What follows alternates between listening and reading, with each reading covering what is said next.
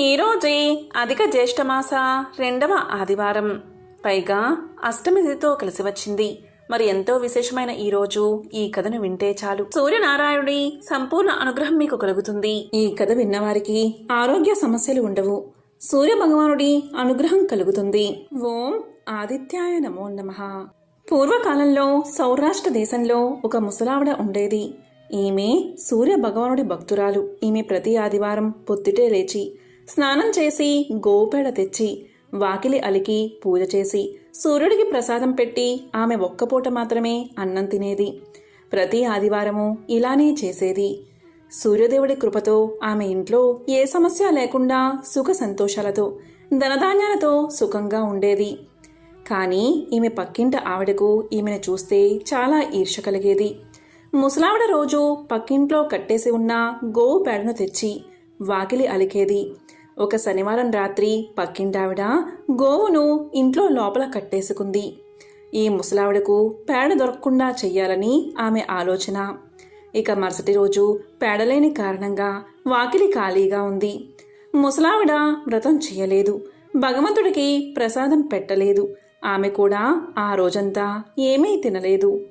ఆమెకు కలలో సూర్య భగవానుడు కనిపించి ఎందుకు వ్రతం చెయ్యలేదు అని అడిగాడు. దానికి ఆమె జరిగిందంతా చెప్పింది. దానికి జరిగిందంతా సూర్యభగవానుడు ఆలకించి ఆమెకు ఎంతో సుందరమైన గోవును దాని బిడ్డను అనుగ్రహిస్తున్నట్లు కనిపించాడు కలలో. ఇక పొద్దుటే లేచి చూస్తే ఎంతో ముద్దుగా ఉన్న గోవు దాని బిడ్డ ఉన్నాయి. పక్కింటావిడ ఈ గోవును బిడ్డను చూసి ఇంకా రగిలిపోయింది. మరుసటి రోజు ఉదయం గోవును చూస్తుంది పక్కింటావిడ. చూస్తూ ఉండగానే ఆవు బంగారుపు పేడ పెడుతుంది. అది చూసిన పక్కింటావిడ ముసలావిడ లేవకముందే పరుగున వెళ్లి ఇంట్లో గోవు పేడను అక్కడ పెట్టి బంగారు పేడను తెచ్చుకునేది. ప్రతిరోజు ముసలావిడ లేవకముందే లేచి బంగారు పేడను తెచ్చుకుని కొన్ని రోజులకు ఎంతో ధనాన్ని సంపాదించింది. అసలు బంగారు పేడ గురించి తెలియని ముసలావిడ ఒకరోజు ఎందుకో గోవును ఇంట్లో కట్టేసుకుంది. ఉదయం అది బంగారు పేడను పెట్టడం చూసి ఆశ్చర్యపోయింది ఆమె. అలాగే ముసలావిడ కూడా ధనవంతురాలు అయింది. ఇదంతా చూసిన పక్కింటావిడకు ఒళ్ళు మండి తన భర్తకు ఈ గోవు గురించి చెప్పి రాజుగారికి ఈ గోవు యొక్క బంగారు పేడ గురించి చెప్పమని, ఇలాంటి గోవు ఉంటే రాజుగారి వద్ద ఉండాలి కానీ ముసలావిడి వద్ద కాదని చెప్తుంది. ఇక పక్కింటావిడ భర్త రాజుగారి వద్దకు వెళ్లి జరిగింది చెప్తాడు. ఇక రాజుగారు గోవుని దాని బిడ్డను తీసుకురమ్మని ఆదేశిస్తాడు. గోవు బంగారు పేడ వేయడం చూసి ఆశ్చర్యపోతాడు. ముసలావిడ ఎంత బ్రతిమాడినా వినకుండా లాక్కుని వెళ్ళిపోతాడు. ఇక ముసలావిడ నిద్రాహారాలు మాని ఏడుస్తూనే ఉంటుంది. సూర్య భగవానుణ్ణి ప్రార్థిస్తూ తల్లడిల్లిపోతుంది. ఇక ఆమె పరిస్థితి చూసిన సూర్య భగవానుడు రాజుకు కలలో కనిపించి, ఓ రాజా, ఆ ముసలావిడ గోవును దాని బిడ్డను ఆమెకు ఇచ్చాయి. ఆమె నా భక్తురాలు, ఆమె ఎంతో బాధపడుతుంది, పంపకపోతే నా ఆగ్రహానికి గురవుతావు అని తెలియచేశాడు. ఇక ఉదయమే లేచి రాజు భయంతో భక్తితో ఆమె గోవును బిడ్డను ఆమెకు ఇచ్చిరమ్మని భటుల్ని పంపించాడు. అప్పట్నుంచి ముసలావిడ ఎంతో సంతోషంగా ఆదివార వ్రతాన్ని చేస్తూ జీవించసాగింది. ఇటు రాజు కూడా రాజ్యంలో అందరూ ఆదివార వ్రతం చెయ్యాలని ఆదేశించాడు. అప్పట్నుంచి ఆదివారం రోజు ఆ రాజ్యంలోని ప్రజలంతా సూర్య భగవానుణ్ణి భక్తితో పూజిస్తూ ఉంటారు. దాని ద్వారా రాజ్యంలో ఎలాంటి సమస్యలు లేకుండా ధనధాన్యాలతో సుఖ సంతోషాలతో సంతానం లేని వారికి సంతానం కలిగి ఎంతో ఆనందంగా ఉంటారు. శారీరక కష్టం తొలగిపోయింది. ఆ రాజ్యంలో వారంతా ధనవంతులై సుఖంగా జీవించారు. ఇది ఎంతో విశేషమైన సూర్య భగవానుడికి సంబంధించిన ఆదివారపు వ్రతకథ. ఈ ఆదివార వ్రతకథ మరొకటి కూడా ఉంది, దాన్ని ఇప్పుడు తెలుసుకుందాం. ప్రత్యక్ష నారాయణుడైన సూర్య భగవానుడికి ప్రీతికరమైనది ఆదివారం. ఆదివారం రోజు ఆయన్ని ఆరాధించడం వల్ల అనంతమైన ఫలితాలు లభిస్తాయని శాస్త్రాలు చెబుతున్నాయి. ఏడాదిలోని ప్రతి ఆదివారము కూడా ఆయనకు ఎంతో ప్రీతికరమైనది. పూర్వం ఒక గ్రామంలో లక్ష్మీదేవమ్మ అనే ఆమె ఉండేది. ఆమె ప్రతి ఏటా విడవకుండా ఆదివార వ్రతాలు ఆచరించేది.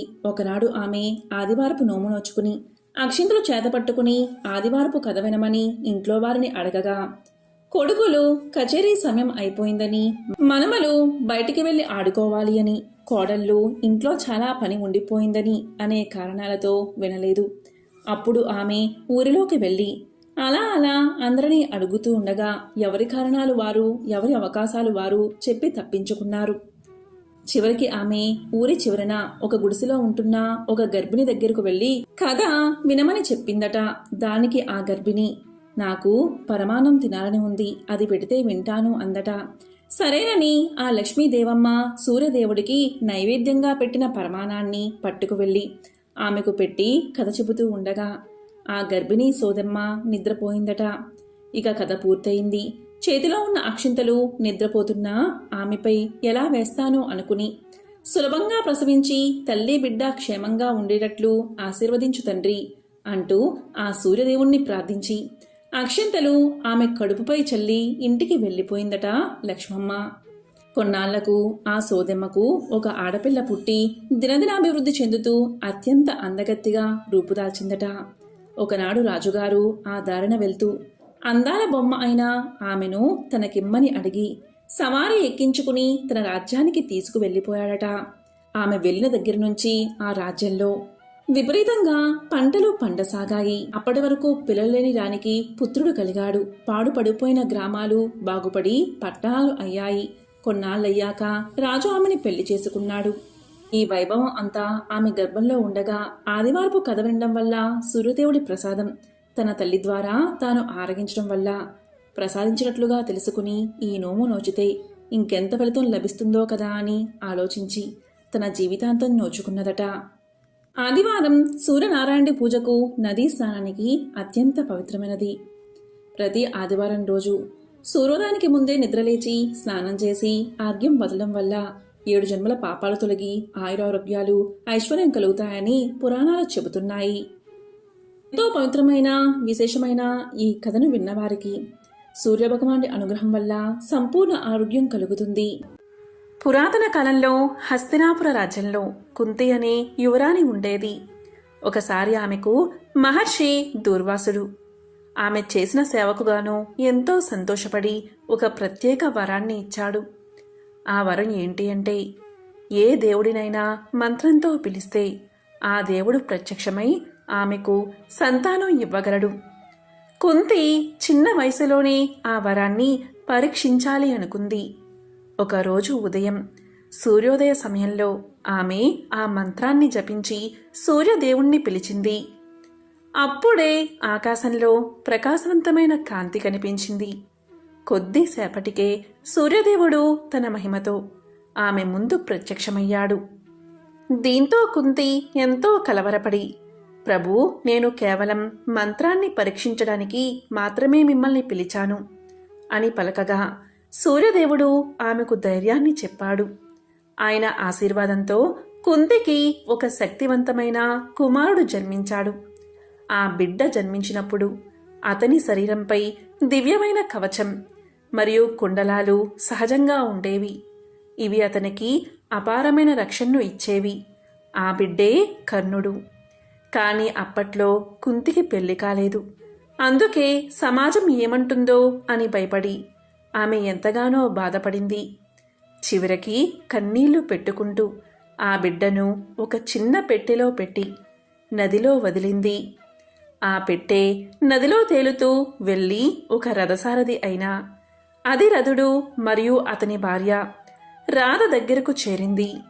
వారికి పిల్లలు లేరు. వారు ఆ బిడ్డను ఎంతో ప్రేమగా పెంచుకున్నారు.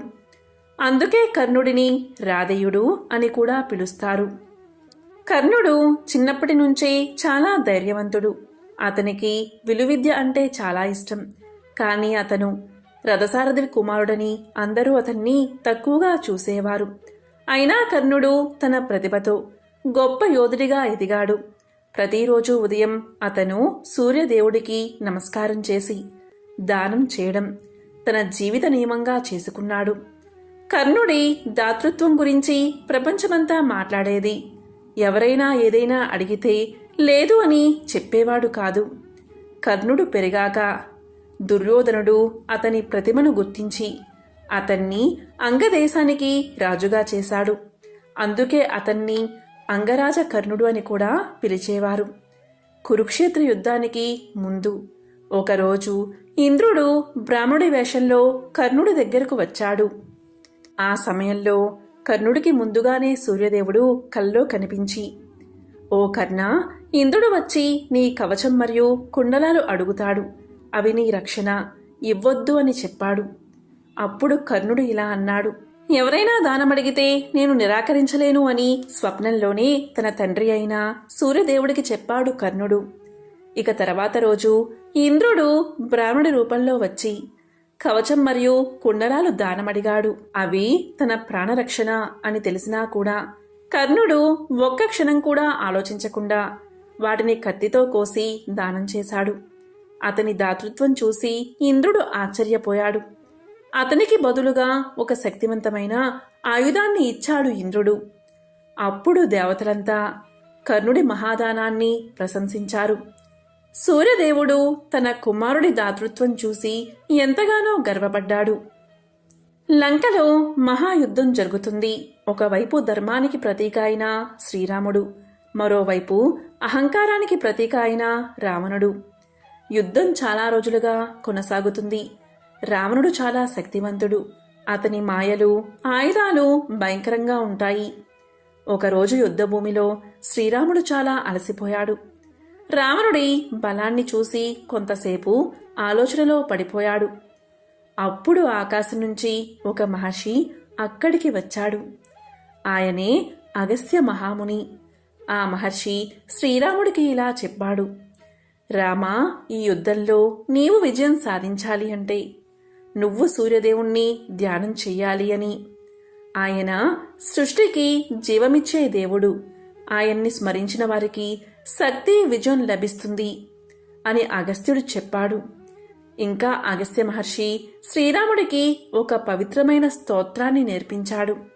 ఆ స్తోత్రమే ఆదిత్య హృదయం. ఆదిత్య హృదయం అంటే సూర్యదేవుడి మహిమను స్తుతించే గొప్ప మంత్రమని. ఇక అగస్త్య మహర్షి చెప్పినట్టు శ్రీరాముడు యుద్ధ భూమిలో నిలబడి సూర్యదేవుణ్ణి మనసారా ధ్యానం చేశాడు.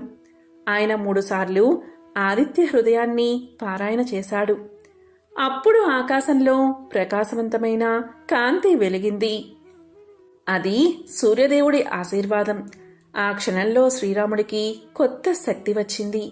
అతని మనసులో ధైర్యం, ఉత్సాహం పెరిగాయి. సూర్యదేవుడు ఆశీర్వదిస్తూ ఇలా అన్నాడు, రామా, నీ ధర్మయుద్ధంలో నువ్వు తప్పకుండా విజయాన్ని సాధిస్తావు అని పలకగా ఆ ఆశీర్వాదంతో శ్రీరాముడు తిరిగి యుద్ధాన్ని ప్రారంభించాడు. కొద్దిసేపటికి తన మహాబాలంతో రావణుణ్ణి సంహరించాడు. ఆ రోజు ధర్మం అధర్మంపై విజయాన్ని సాధించింది. పురాతన కాలంలో వాయుదేవుని కుమారుడు హనుమంతుడు చిన్నప్పటినుంచే చాలా శక్తివంతుడు, చురుకైనవాడు. అతనికి అపారమైన బలం ఉన్నా జ్ఞానం నేర్చుకోవాలి అనే ఆసక్తి కూడా చాలా ఎక్కువగా ఉండేది. ఒకరోజు హనుమంతుడు ఆకాశంలో ప్రకాశిస్తూ ఉన్న సూర్యదేవుణ్ణి చూసి ఇలా అనుకున్నాడు, ఈ ప్రపంచానికి వెలుగు ఇచ్చే సూర్యదేవుడు తప్పకుండా గొప్ప జ్ఞానం కలవాడు. నేను ఆయన దగ్గర చదువుకుంటే చాలా జ్ఞానం పొందగలను అని అనుకుని హనుమంతుడు నేరుగా ఆకాశంలోకి ఎగిరి సూర్యదేవుడి దగ్గరకు చేరుకున్నాడు. సూర్యదేవుడు అప్పటికి తన రథంలో ఆకాశంలో ప్రయాణం చేస్తూ ఉన్నాడు. ఆ రథాన్ని అరుడు అనే రథసారథి నడిపేవాడు. ఇక హనుమంతుడు వినయంగా నమస్కారం చేసి ఇలా అన్నాడు, సూర్యదేవా, మీరు నాకు గురువుగా ఉండి జ్ఞానం నేర్పాలి అన్నాడు. అప్పుడు సూర్యదేవుడు చిరునవ్వుతో ఇలా చెప్పాడు, హనుమంత, నేను ఎప్పుడూ ఆకాశంలో ప్రయాణం చేస్తూనే ఉంటాను. నాకు ఒక చోట నిలబడి బోధించడానికి సమయం లేదు అన్నాడు. అప్పుడు హనుమంతుడు, అయితే నేను మీ రథంతో పాటు ఎగురుతూ మీ బోధనలు వింటాను అన్నాడు. ఇక హనుమంతుడి పట్టుదల చూసి సూర్యదేవుడు ఆనందపడ్డాడు. అలా హనుమంతుడు సూర్యదేవుడి రథం ముందు ఎగురుతూ ఆయన చెప్పే శాస్త్రాలు, వేదాలు, వ్యాకరణం, ధర్మం అన్నీ నేర్చుకున్నాడు. సూర్యదేవుడు అతనికి వేదాలు, శాస్త్రాలు, న్యాయం, ధర్మం అన్నీ బోధించాడు. హనుమంతుడు ఎంతో తెలివిగా, శ్రద్ధగా అన్నీ నేర్చుకున్నాడు. కొన్ని సంవత్సరాల తర్వాత హనుమంతుడు అన్ని విద్యలు పూర్తిగా నేర్చుకున్నాడు. తరువాత గురుదక్షిణ ఇవ్వడానికి హనుమంతుడు సూర్యదేవుడికి నమస్కారం చేసి ఇలా అన్నాడు. గురుదేవా, నేను మీకు ఏ గురుదక్షిణ ఇవ్వాలి అనగా సూర్యుడు ఇలా అన్నాడు. నాకు గురుదక్షిణగా నా కుమారుడు సుగ్రీవుడికి సహాయం చెయ్యాలి అని. హనుమంతుడు వెంటనే ఆ మాటకు అంగీకరించాడు. తర్వాత కాలంలో హనుమంతుడు సుగ్రీవుడికి సహాయం చేసి అతన్ని రక్షించాడు. అదే సమయంలో అతడు శ్రీరాముణ్ణి కలుసుకుని రామాయణంలో మహాసేవ చేశాడు. ఈ విధంగా సూర్యదేవుడు హనుమంతుడికి గురువయ్యాడు. ఈ కథ మహాభారతంలోనిది. పూర్వం భృగువంశంలో జమదగ్ని అనే తపస్సంపన్నుడు ఉండేవాడు. ఆయన భార్య రేణుకాదేవి. జమదగ్ని ఒకసారి తన భార్యతో కలిసి ఆరుబయట విలువిద్యను అభ్యసిస్తున్నాడు. ఆయనకు ఎప్పటికప్పుడు బాణాలను అందిస్తాను అంటూ రేణుకాదేవి ఆయనకు సాయంగా నిల్చుంది. ఇలా కాసేపు గడిచిన తర్వాత జమదగ్ని వెనక్కి తిరిగి చూసుకుంటే భార్య కనిపించలేదు. తరువాత నిదానంగా అడుగులో అడుగు వేసుకుంటూ వచ్చిన రేణుకాదేవిని చూసి ఆమె ఆలస్యానికి కారణం అడిగాడు జమదగ్ని. అప్పుడు రేణుకాదేవి ఇలా చెప్పింది. సూర్యుడు తాపానికి తాళలేక తాను ఓ చెట్టు నీడలో నిలబడిపోయానని చెప్పుకొచ్చింది. అంతే, జమదగ్నికి కోపం వచ్చేసింది. తన భార్యకి తాపం కలిగించిన ఆ సూర్యుడి వేడిని అడ్డుకోవాలి అనిపించింది. వెంటనే తన బాణాలతో ఆ సూర్యుడిని కప్పి పారేసేందుకు సిద్ధపడిపోయాడు జమదగ్ని. ఈ ప్రమాదాన్ని గ్రహించిన సూర్యుడు వెంటనే ఒక బ్రాహ్మణుడి రూపంలో జమదగ్ని చెంతకు చేరుకున్నాడు. ఇలా పలికాడు. మునివర్య, మీలాంటి జ్ఞానులు ఆ సూర్యుడి మీద కోపగించడం సమంజసమేనా? ఆ సూర్యుడి తాపం వల్లే కదా నీరు ఆవిరై తిరిగి వర్షంగా కురుస్తుంది. ఆయన శక్తి కారణంగానే కదా చెట్టు చేమ బతుకుతున్నాయి. అసలు ఆయన లేకుండా జీవం మనుగడ సాగించడం అసాధ్యం కదా అంటూ జమదగ్నిని శాంతింపచేసే ప్రయత్నం చేశాడు బ్రాహ్మణుడు. కాని ఎంతగా నచ్చ చెప్పినా జమదగ్ని శాంతించకపోవడంతో చివరికి సూర్యుడు తన నిజరూపంతో దర్శనం ఇచ్చాడు. ఇలా పలికాడు. ఓ బ్రహ్మర్షి, నా వల్ల ఏదన్నా అపరాధం జరిగి ఉంటే క్షమించు. అంతేకాని నీ కోపంతో నా వెలుగుని అడ్డుకుని ఈ లోకాన్ని అంధకారంలో ముంచెత్తకు అని వేడుకున్నాడు. సాక్షాత్తు ఆ సూర్య భగవానుడే క్షమించమని కోరడంతో జమదగ్ని మనసు కరిగిపోయింది. సూర్యుడు కూడా తన వల్ల కలుగుతున్న తాపానికి ఉపశమనంగా గొడుగు చెప్పులను సృష్టించి జమదగ్ని దంపతులకు కానుకగా ఇచ్చాడు. అలా గొడుగు చెప్పులను ధరించడం, వాటిని దానం ఇవ్వడం మొదలైంది. సాక్షాత్తు సూర్యదేవుడే సృజించిన వస్తువులే ఈ గొడుగు పాదుకులు. వాటిని ఆ కర్మసాక్షి చెప్పినట్లుగా సత్పురుషుడైన బ్రాహ్మణుడికి దానమిస్తే అపార పుణ్యరాశి చేకూరుతుంది అని అనడంలో అనుమానమే లేదు. అంతేకాదు, వాటి దానం వల్ల ఎన్నో వేల రెట్ల పుణ్యఫలం కలుగుతుంది అని చెప్పాడు భీష్ముడు. ఇంకా ఇలా అన్నాడు. ధర్మరాజా, వేదవ్యాసుడు ఉపదేశించిన కొన్ని సామాన్య ధర్మాలు నీకు చెబుతాను, శ్రద్ధగా విను అంటూ ఇలా చెప్పడం మొదలుపెట్టాడు. ఇతరుల ధనానికి ఎన్నడూ ఆశపడకూడదు. ఎదుటి వ్యక్తి మనవంటి వాడే అని అనుకోవాలి. సమస్త వస్తువులు నశిస్తాయి, కానీ అనుక్షణం వాటిని గ్రహించాలి. అన్నిటి మీద ఆసక్తి అనర్థదాయకం. ప్రాణులన్నిటినీ ప్రేమించాలి. ఇతరులకు మేలు చేయాలి అనే తపన అలవాటు చేసుకోవాలి. పాపాన్ని చేస్తే ప్రాయశ్చిత్తం చేసుకోవాలి అని చెప్పి భీష్ముడు ధర్మరాజుతో ఇలా పలికాడు. ధర్మరాజా, ప్రాణాపాయ శకునాల గురించి చెబుతాను విను అంటూ మళ్ళీ ఇలా చెప్పడం మొదలుపెట్టాడు. బంగారం పూత పోసినట్లుగా ఉత్తర దిక్కున ఎవరైనా ఏ వ్యక్తి అయినా కనిపిస్తే ఆ వ్యక్తి 3 ఏళ్లలో మరణిస్తాడు. సూర్యుడు కాంతి విహీనంగా కనిపిస్తే 2 ఏళ్లకే మరణిస్తాడు. వెన్నెలలో తన నీడలో ఎక్కడైనా చిన్న రంధ్రం ఉన్నట్లుగా కనిపిస్తే అతను ఏడాదిలో మరణిస్తాడు. ఆ నీడలో తలభాగం కనిపించకపోతే 6 నెలలకే మరణిస్తాడు. 2 చేతులతో 2 చెవుల్ని మూసుకున్నప్పుడు లోపలి ధ్వని ఏమాత్రం వినిపించని పక్షంలో 1 రోజుల లోపలే మరణిస్తాడు. చెవులో ముక్కు దిగజారిపోయి దంతాలు కళ్ళు పాలిపోయినట్లుగా ఉంటే మరణం ముంగిట ఉన్నట్లే అని భీష్ముడు చెప్పగా ధర్మరాజు ఇలా పలికాడు. అవి వింటుంటే భయంగా ఉంది పితామహ అని పలికాడు. అప్పుడు భీష్ముడు ఇలా అన్నాడు. భయపడాల్సిన పనిలేదు ధర్మరాజా. ఇలాంటి సగుణాలు కనిపించిన మరుక్షణమే ఏకాగ్ర దృష్టితో పరమేశ్వరుని ప్రార్థిస్తే ప్రాణానికి ఎటువంటి ప్రమాదమూ ఉండదు. పైగా పరమశివుని అనుగ్రహ భాగ్యం లభిస్తుంది అన్నాడు భీష్ముడు. ఇంకా ఒక కథను ఇలా చెప్పాడు. ఒకానొకసారి యుద్ధం జరుగుతున్న సమయంలో రథాలు పరుగులు తీస్తూ ఉన్నాయి. వాటికంటే వేగంగా ఒక కీటకం పరుగులు తీస్తూ రథాలను దాటిపోతూ ఉంది. దానిని వేదవ్యాసుడు గమనించాడు. అప్పుడు వ్యాసుడు కీటకాన్ని ఇలా అడిగాడు. ఎందుకంత వేగం? దానికి కారణమేమిటి అని అడిగాడు. అప్పుడు కీటకం ఇలా చెప్పింది. ఏం చెప్పమంటావు మునీంద్ర? ఒకదాని వెనుక ఒకటిగా రథాలు వస్తున్నాయి. రథ చక్రాల ధ్వని మారు మోగుపోతూ ఉంది. గుర్రాలను అదిలిస్తున్న వారి గొంతు మహాభయంకరంగా వినిపిస్తుంది. నాకు చాలా భయం వేస్తుంది. బతుకంటే ప్రాణికి మహా ఇష్టం. చావంటే చెప్పలేనంత దుఃఖం. ఆ దుఃఖాన్ని నేను తట్టుకోలేను. చనిపోవడం నాకు ఇష్టం లేదు. అందుకే విపరీతమైన వేగంతో పరుగులు తీస్తున్నాను. ప్రాణభీతి కంటే పరమ ఆందోళనకరం ఇంకేముంది మునీశ్వరా అని పలికింది. అప్పుడు ముని ఇలా అన్నాడు. ఓ కీటకమా, నీలాంటి జీవులకు ఇంద్రియ సుఖం ఉంటుందా?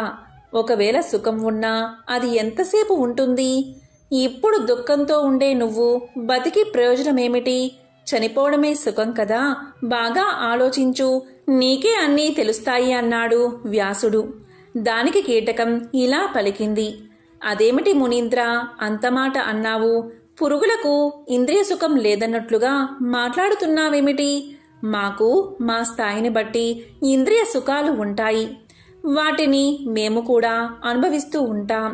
కాబట్టే మాకు చావంటే భయం. నీకు ఈ సంగతులు తెలియక కాదు కదా నా చేత చెప్పించాలి అని అడిగావు. అంతేనా అని పలికింది కీటకం. అందుకు వ్యాసుడు గట్టిగా నవ్వాడు.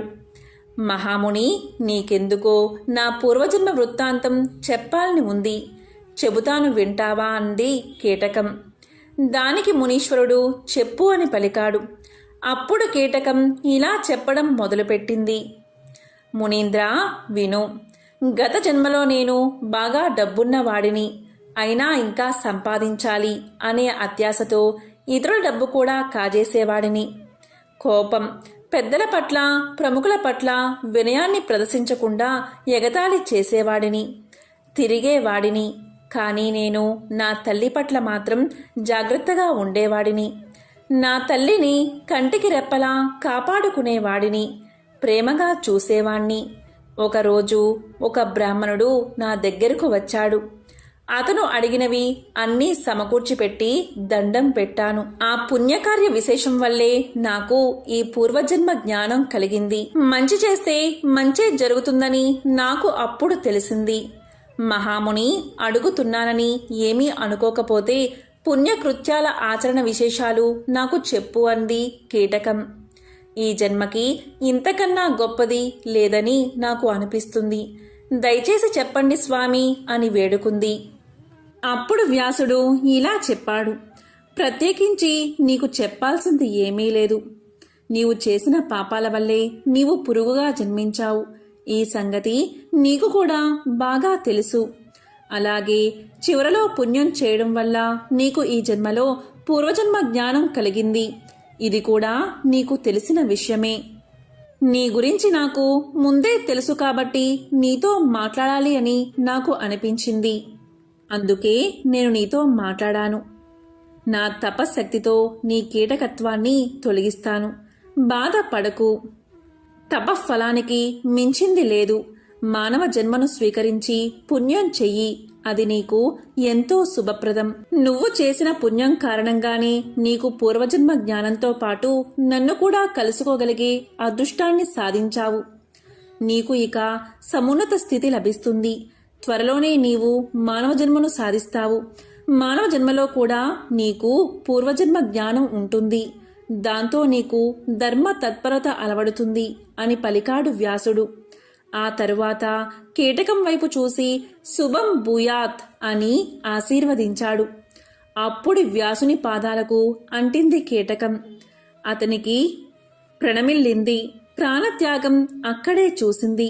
ఆ దృశ్యాన్ని చూసి లోకంలోని ప్రాణులన్నీ అద్భుతం అని అనుకున్నాయి. వ్యాస మహర్షి ఆశీస్సులకు అనుగుణంగా మరణం తరువాత మానవుడిగా అనేక జాతుల్లో జన్మించింది ఆ కీటకం. పుణ్యకర్మలు ఆచరించి చివరికి క్షత్రియ వంశంలో వర్ధిల్లింది. తరువాత రాజు అయ్యింది.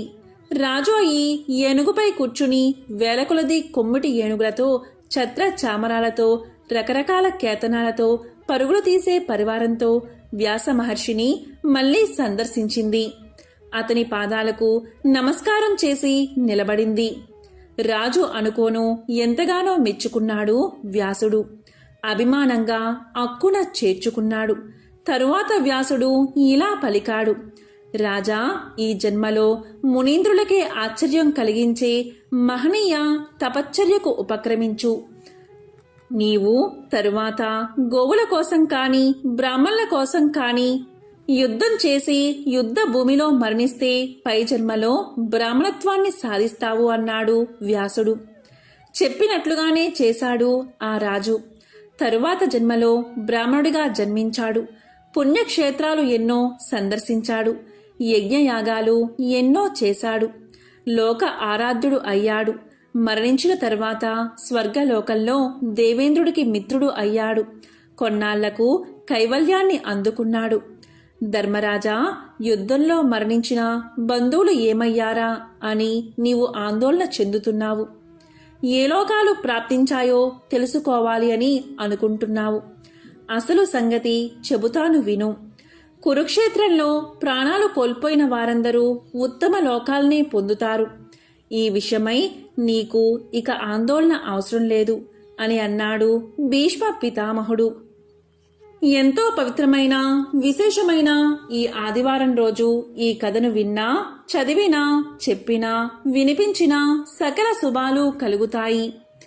జన్మల దోషాలు తొలగి కోటి జన్మల పుణ్యం వస్తుంది. ఓం నమో సూర్యాయ నమః.